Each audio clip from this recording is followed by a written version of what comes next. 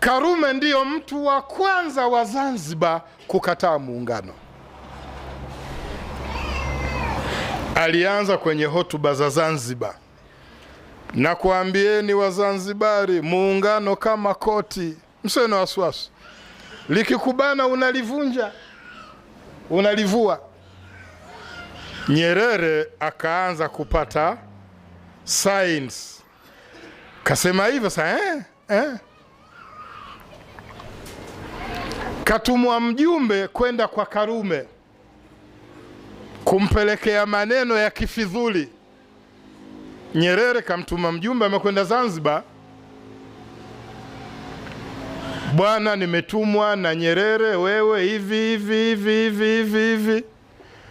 Mjumbe akapewa majibu, nimesikia, mwambie Nyerere nimesikia, lakini mwambie amri yake yeye inaishia Chumbe ndo mwisho, huku ni mimi. Kamwambie bwana anasema yeye huko ni yeye.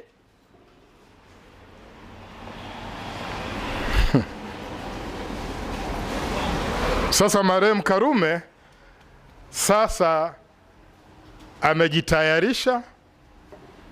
Viongozi waandamizi wa Zanzibar amewaambia warudi nyumbani, wamerudi. Anawaambia visiwani kunatokea jambo kubwa sana, kubwa.